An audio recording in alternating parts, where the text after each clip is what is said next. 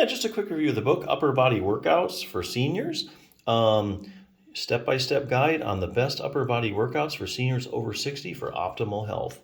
That's a subtitle. Yeah, basically the book's divided up into 10 chapters. I'll just go through each one real briefly just to let you know what's in the book.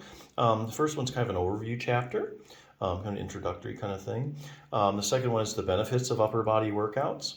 The third one are barriers to working out. And that's important because, you can look at all the exercises you want, but if you can't, if you have too much pain or injury, if you're injured or you have lack of motivation, it doesn't do you any good. So this book does cover things like, if you have pain, injuries, motivation issues, that kind of stuff. Important, very important. Fourth one kind of dives into the exercises. You have back workouts.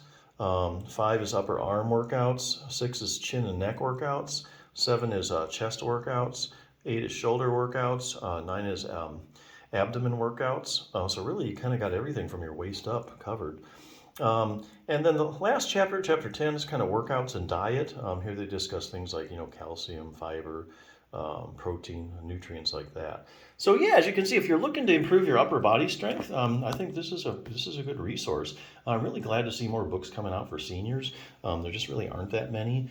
To that end, if you do, speaking of the upper body books for seniors, if you start working out and you have trouble with your rotator cuff, and you're talking about barriers to working out, if you have shoulder pain because of a torn rotator cuff, which is really common as you get older, this book will help you out. Briefly, kind of just shows you a little about what the rotator cuff is and what it does. Then the big part here, answers you need to know. So if you have a torn rotator cuff and you have a lot of questions like, what are the symptoms of it, to make sure it really is your rotator cuff. Any arm maneuvers that show you it's a rotator cuff problem. Where does it tear at? Things like, are there different kinds of rotator cuff tears? I have a rotator cuff tear and I'm in a lot of pain. I need surgery, right? Well, not necessarily. Actually, your pain level doesn't necessarily correlate to how bad your tear is. Come to find out, all these studies. Each of these boxes is a study, by the way. This book is very evidence-based. What happens if I just leave my rotator cuff tear alone? Well, the only way you're going to know that is if you look at the studies like this book has. It compiled all of them. And you take, let's say, 100 people with a torn rotator cuff, like say a partial tear, and you follow them for like 6 months, a year, 5 years, and you see, hey, what happened to these people if they didn't treat it? So this book will answer that question. That's really the only way you'll know. Do they get larger? Do they repair themselves? What happens? Well, this book will answer that question for you. How does exercise compare to surgery when it comes to treating your torn rotator cuff? So here again, the book says the only way you're going to know that is look at the randomized controlled trials. That's the best study in medicine if you want to prove that something's effective.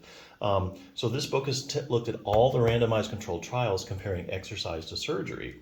So that's be like, you'd randomly assign, let's say, if there's 100 people in the study, 50 would have surgery, the other 50 randomly assigned to exercise. Follow them over time, see who does better. Come to find out, and the results are quite consistent in the literature.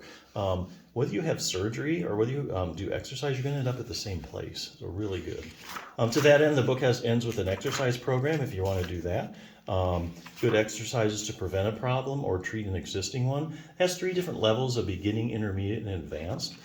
So wherever you're at, whatever you can do with your arm, you can find the appropriate level. And you can progress too, make it even stronger. Another good resource for seniors. Glad to see more coming out. Upper body workouts, great idea. A lot of people as you get older, you lose arm strength. Your muscle mass decreases. So if you're looking to bulk up a little bit, get in a little better shape, it's a good book. So check it out.